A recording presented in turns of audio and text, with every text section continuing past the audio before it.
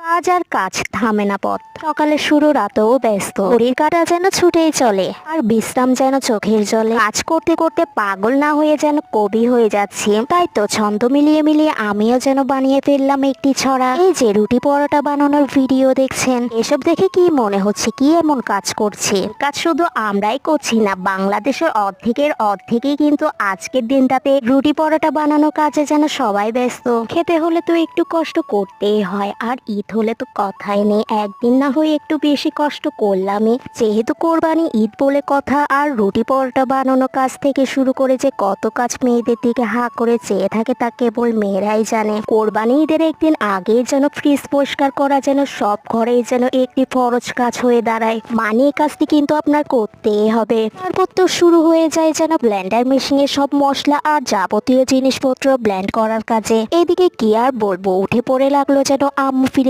বরফগুলো সরাতে, আর বরফগুলো যেন আমাদের সাথে বেয়াদবি করা শুরু করে দিল। কোনোভাবেই যেন গলতে তারা রাজি না, যার কারণে আর না পারতে কিন্তু মাতুলি ইউজ করতে হয়েছে।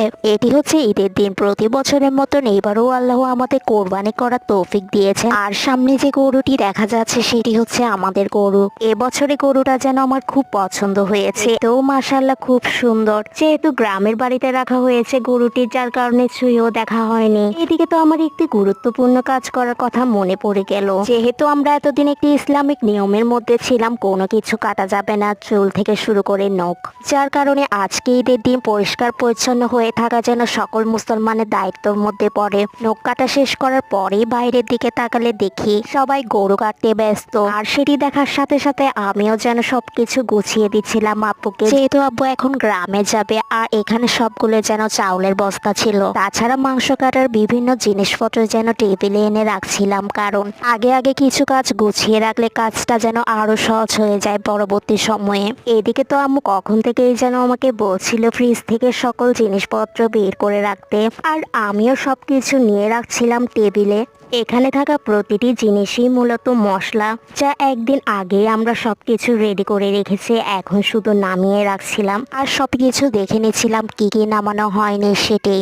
অনেক দেখা দেখি করার পর মনে হলো আরেকটি জিনিস আমি নিতে ভুলেই গেলাম, যা আম্মু আমাকে পরে খুঁজে নিয়ে দেয়। যেহেতু আব্বু আসার সময় হলো, যার কারণে আব্বুর জন্য লেবুর শরবত বানিয়ে রাখছিলাম আমি।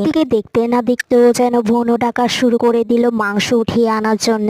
একা যেহেতু আব্বু আনতে পারছিল না, আমরা সবাই যেন এক এক করে সবকিছু উঠিয়ে নিচ্ছিলাম। যদিও আপু অর্ধেক কাজ আগেই করে ফেলেছে, এখন যেন আমাদের আসল কাজ সবার শুরু হয়ে গিয়েছে, মানে মাংস কাটাকাটি পর্ব।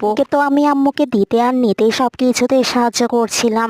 এইদিকে তো কাঁচা মাংস আর তাজা মাংস দেখলে তো আমার একটা কথা যেন বেশি মনে পড়ে। ছোটবেলায় যখন দেখতাম মাংসগুলো একটু কেঁপে উঠতো, তখন কিন্তু আমি প্রচুর ভয় পেয়ে যেতাম, আর এই জিনিসটা আমি যদি নিজের চোখে দেখতাম, তখন আমি আর সে মাংসটা সহজে খেতে চাইতাম না। আর এখন দেখুন কত সহজে মাংসগুলো ধরছি আর নিজের বোকামির কথা মনে করে হাসছি। সময়ের সাথে সাথে যেন আমরা অনেক কিছুই বুঝে যাই। তাই তো কথায় কথায় যেন বড়রাও বলতে থাকে একদিন বড় হলে ঠিকই সব বুঝবে। আর এখন বড় হয়ে যাই বুঝি না কেন, মনে একটি আফসোস থেকে যায়, কেন যে বোকামিগুলা করতাম, কেন যে নিজের ভালোটা বুঝতে পারতাম না। আসলে আমাদের প্রতিটি মানুষের জীবনে বোকামি করে যাওয়া প্রতিটি কথা যেন বারবার মনে পড়ে, আর তখন আমাদের মনে হয় এত বোকা না হলেও পারতাম। এদিকে আর কি বলবো, কাজ করতে করতে যেন নিজের 12টা বাজিয়ে দিলাম। মাংস কাটতে কাটতে যেন নিজের আঙ্গুলও কেটে ফেলছিলাম, যদিও সামান্য কেটেছিল কিন্তু প্রচুর জ্বলা জ্বলেছিল। এদিকে আর কি বলবো, প্রতি বছরের মতন এবারও আমার বড় বোনের শাশুড়ি মানে আমাদের মই, তাদের পাহাড়ি গাছের আম থেকে শুরু করে কাঁঠাল যাবতীয় যত ধরনের ফল তারা তাদের গাড়ি ড্রাইভার দিয়ে আমাদের বাসায় পাঠিয়ে দেয়। এই নিয়ে আপুর শাশুড়ি কতবার যে আম কাঁঠাল দিল তার কোনো হিসাব নেই। ভালোবেসে যে কোনো কিছু পাচ্ছি তার জন্য আল্লাহর কাছে শুকরিয়া। এদিকে তো আমরা প্রচুর কাজে ব্যস্ত। কোরবানি ঈদে মূলত অর্ধেক সময় চলে যায় মাংস ভাগাভাগি করতে।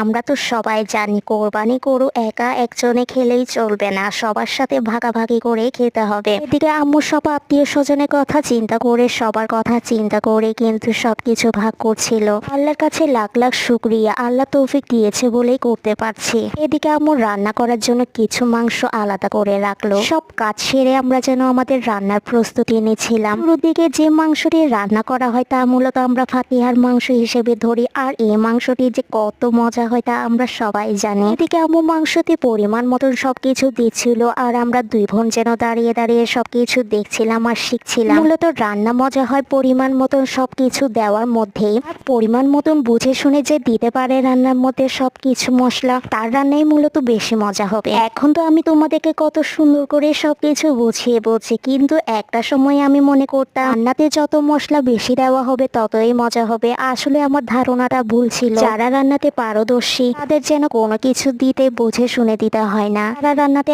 এতই পারদর্শী যেন চোখ বন্ধ করে সব উপকরণ দিয়ে দিতে পারবে। এদিকে তো আমার আম্মুর সুনাম আমার একটু করতেই হয়। আমার আম্মুর রান্না কিন্তু সবাই পছন্দ করে। আমাদের যদি কোনো ফ্যামিলি প্রোগ্রাম হয় তখন কিন্তু আম্মুকেই রান্না করার জন্য বেশি জোর করা হয়। আমার তো আমার আম্মুর রান্না মজা লাগে ঠিকই, কিন্তু আমার আন্টিদের রান্না আরো বেশি মজা লাগে আমার। আচ্ছা, তোমাদের কার কার গরুর মাংস খেতে বেশি পছন্দ? আমার তো খুব বেশি পছন্দ। গরুর মাংস আমার কাছে শুধু একটি খাবার না, এটি যেন আমার কাছে একটি আবেগ। গরম গরম ভাত আর ঝাল ঝাল মশলা দিয়ে রান্না করা গরুর মাংস যখন আমার প্লেটে পড়ে তখন মনে হয় পৃথিবীর সব দুঃখ ভুলে যায়। এক একটি টুকরো যেন স্বর্গের স্বাদ নিয়ে আসে। গরুর মাংস যখন সঠিকভাবে রান্না করা হয়, হালকা ঝাল রসালো ঝোল আর গরম ভাত, তখন পৃথিবীর আর কোনো খাবারই দরকার পড়ে না। যে একবার মায়ের হাতে রান্না করা গরুর মাংস খেয়েছে এই বুঝবে মায়ের হাতে রান্না করা গরুর মাংস স্বাদ কেমন হয়। প্রতিটি সন্তানের কাছেই তার মায়ের রান্না স্পেশাল হয়, আর হবেও না বা কেন। তিনি তো শুধু রান্নায় মশলা দেন না, দেন নিঃস্বার্থ ভালোবাসা, দেন যত্ন, দেন দোয়া। স্বাদ শুধু জিভে নয়, হৃদয়ে থেকে যায় চিরকাল। এদিকে দেখতে না দেখতেও যেন আম্মু সব মশলা দিয়ে দিল গরুর মাংসতে। সবার শেষে তেজপাতা দিয়ে রান্না করার জন্য বসিয়ে দিল চুলাতে। সবকিছু করার পর এখন অপেক্ষায় ছিলাম কখন রান্না হবে আর কখন খেতে বসবো। তারপর কি আর ঘরোয়া ভাবে খাওয়া দাওয়া শেষ করে এখন যেন আমাদের একটি বড় দায়িত্ব পালন করতে হচ্ছিল।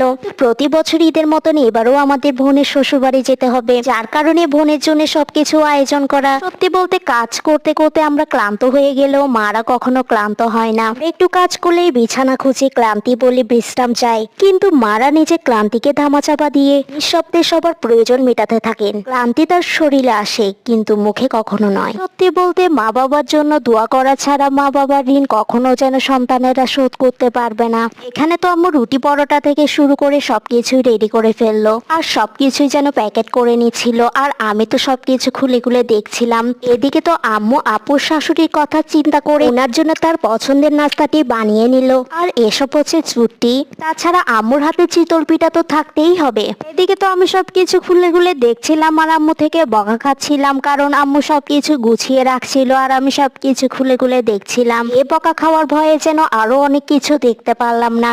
এদিকে কি আর বলবো, একটি কারণে যেন আজকে আমার ওদের সাথে যাওয়া হচ্ছিল না। আর আমি যাইনি তো কি হলো, আমার বোন যেন আমার জন্য সবকিছু পাঠিয়ে দিল।